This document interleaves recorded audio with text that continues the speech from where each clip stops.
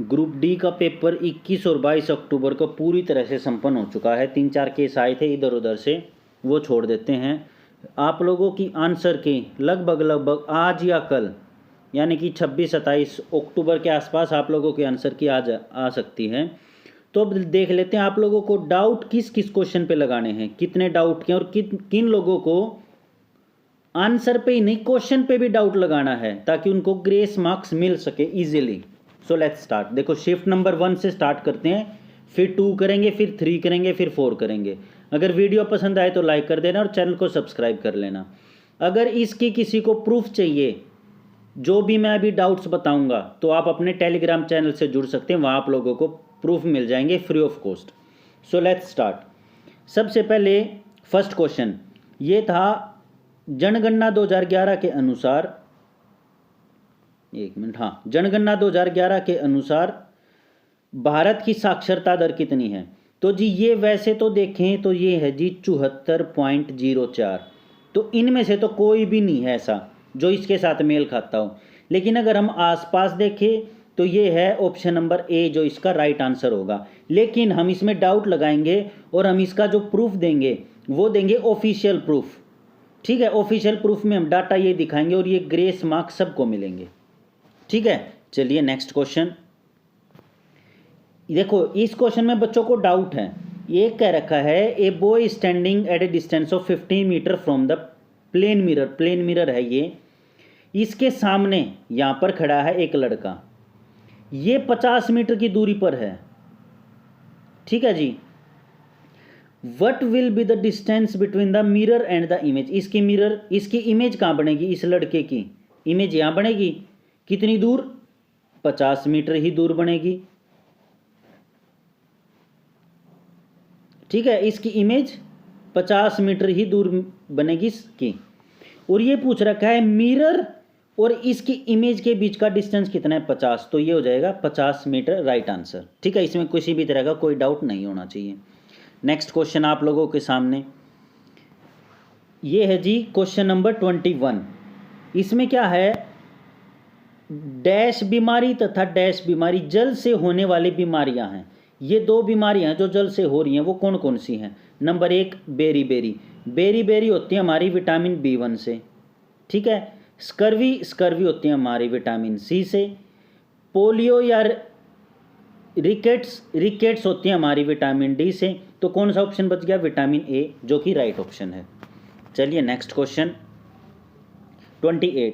28 में कह रहा है, वर्ष 2016 में भारत सरकार ने डैश नामक मिशन आरंभ किया जिसके अंतर्गत उचित वाहित मल निपटान शुरू किया गया, यानी कि प्रॉपर सीवेज डिस्पोजल। इसका मतलब कौन सा था? इसका मतलब है जी स्वच्छ भारत। लेकिन ये क्वेश्चन गलत है। कैसे?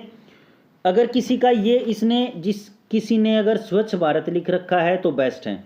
अगर किसी ने स्वच्छ भारत नहीं लिख रखा और गलती से लगा दिया नमामि गंगे, तो उसको क्या करना है? क्वेश्चन पे डाउट लगाना है। क्यों?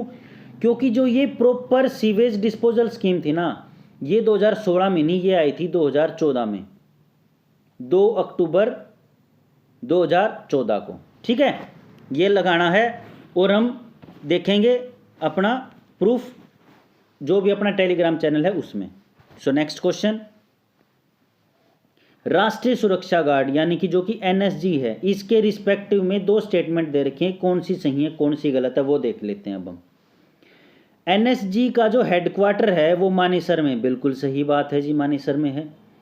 NSG जो है ना किसके? केंद्रीय गृह मंत्रालय के अधीन आती है, बिल्कुल सही बात है। इसका जो नियंत्रण धीन है वो केंद्रीय गृह मंत्रालय के अंतर्गत होता है। तो बिल्कुल सही जवाब है, यानी कि A और B बिल्कुल सही है। इसके किसी में कोई भी डाउट नहीं होना चाहिए। इसका right answer option number C।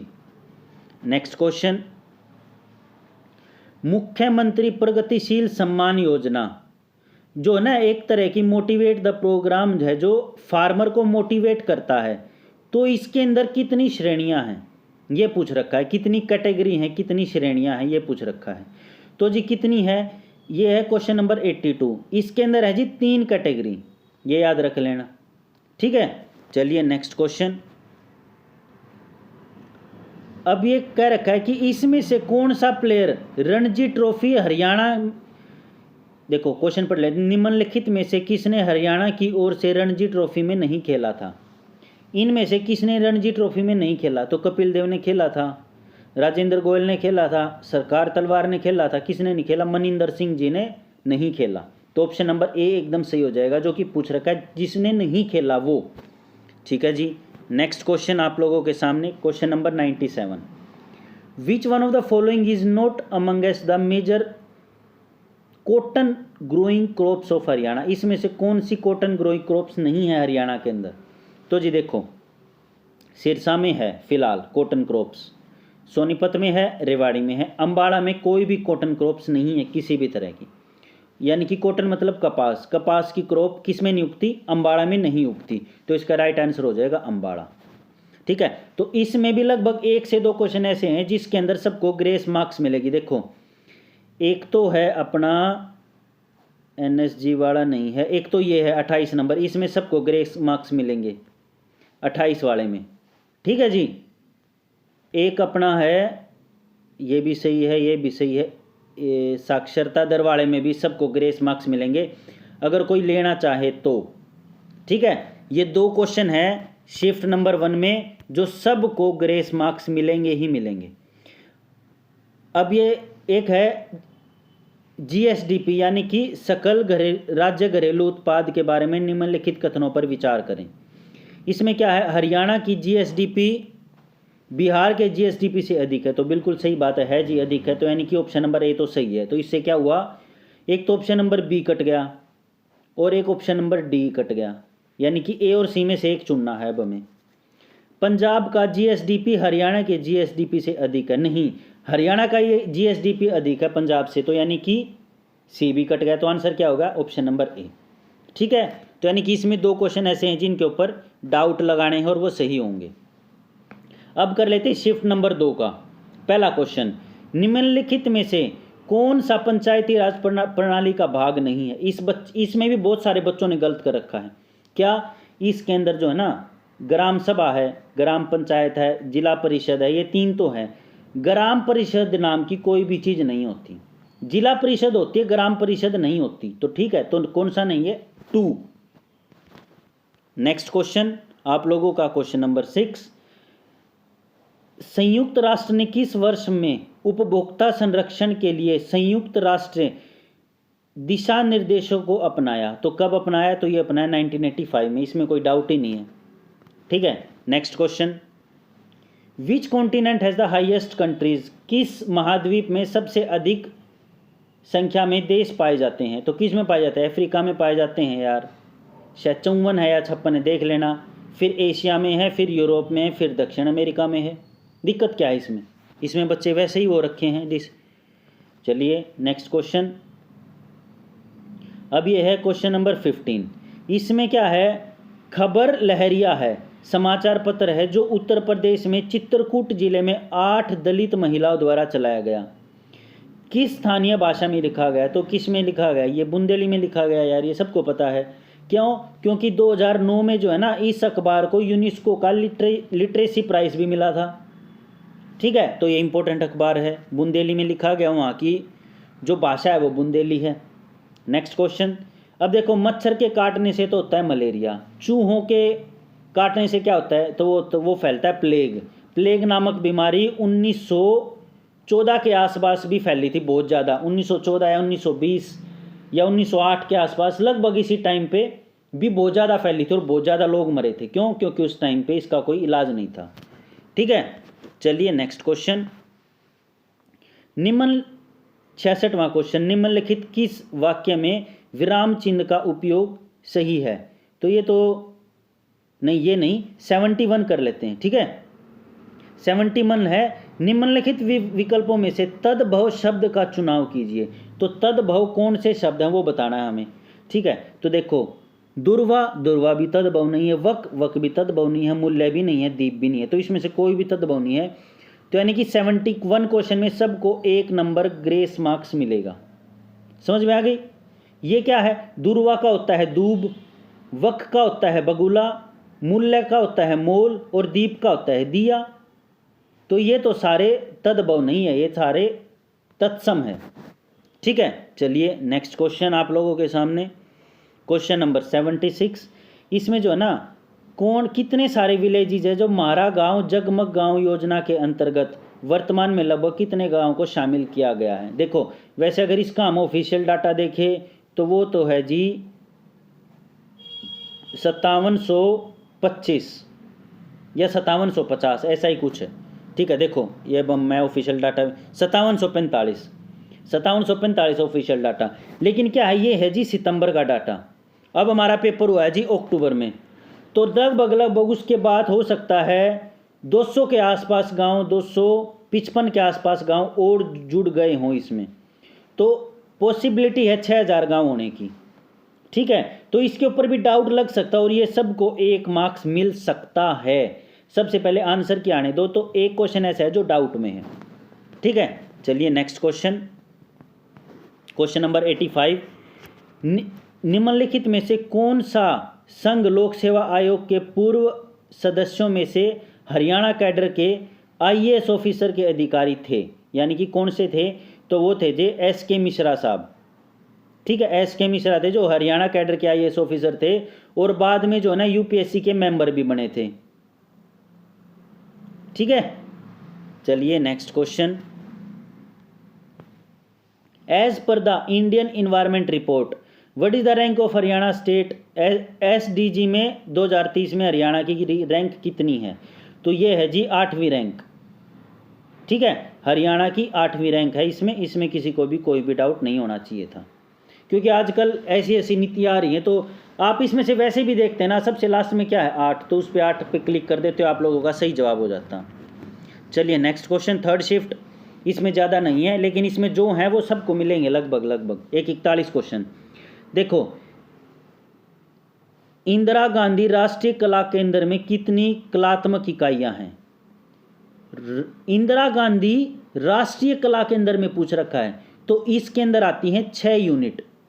देखो 6 यूनिट कौन कौन सी है, एक तो है जी कला निधि, एक है जी कला कोसा, एक है जी जनपदा,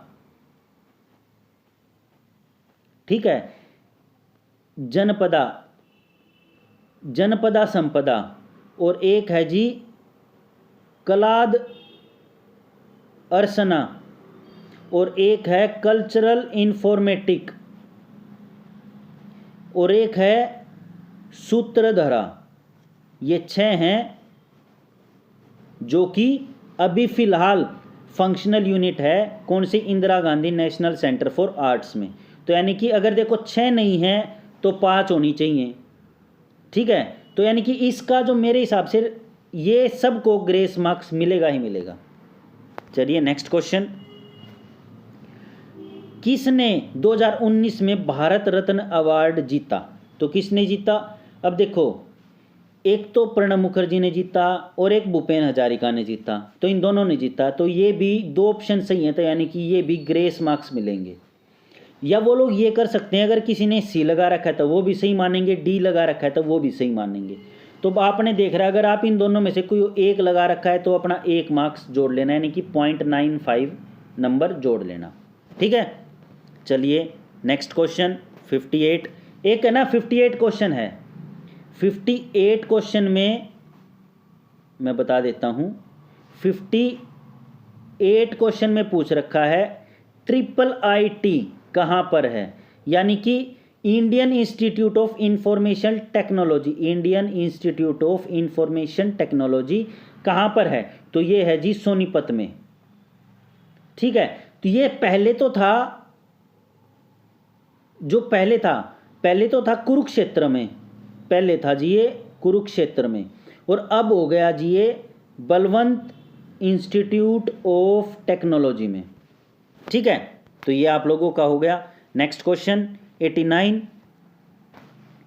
में देखो, ये भी सबको 1 नंबर ग्रेस मार्क्स मिलेगा। कैसे, देखो मनुष्य तो लेता है जी फेफड़ों से जो श्वास लेता है, सही बात है, तो यानी कि ए का हो गया 2, ए का हो गया 2, फर्स्ट भी कट गया, थर्ड भी कट गया, फोर्थ भी कट गया, ए का हो गया 2। ठीक है, बी का केचवा किससे लेता है, केचवा लेता है त्वचा से, तो यानी कि बी का हो गया 4, तो यानी कि बी का हो गया 4 और बी का है 1, तो यानी कि ये भी सबको ग्रेस मार्क्स मिलेगा। ये रॉन्ग आंसर दे रखे इन लोगों ने। चलिए ये है जी शिफ्ट नंबर 4। ठीक है जी। Question number 15, in the Gram panchayat what are the elected member called. जो इलेक्टेड मेंबर होते हैं ना उनको क्या कहते हैं?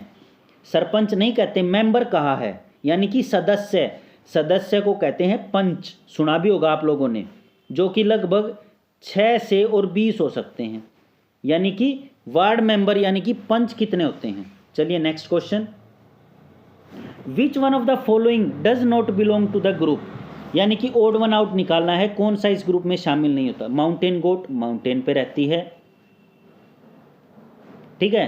स्नो लेपर्ड ये भी माउंटेन पे रहता है। तेंदुआ याक ये भी माउंटेन पे रहता है। एकमात्र डियर है जो माउंटेन पे नहीं रहता, ठीक है। तो इसका आंसर नंबर सी हो जाएगा, इज द राइट आंसर। तो इतना ही था। अगर वीडियो पसंद आए तो लाइक कर देना। अगर स्टिल कोई डाउट हो तो वीडियो के कमेंट में कर देना। मैं टेलीग्राम का एड्रेस भी दे दूंगा, टेलीग्राम पे जाके भी आप लोग कमेंट कर सकते हो। किसी को प्रूफ चाहिए तो वो भी टेलीग्राम पे मिल जाएंगे, टेलीग्राम से जुड़ जाना। और ऑल द वेरी बेस्ट। अपने और अपने परिवार का ध्यान रखें। Signing out.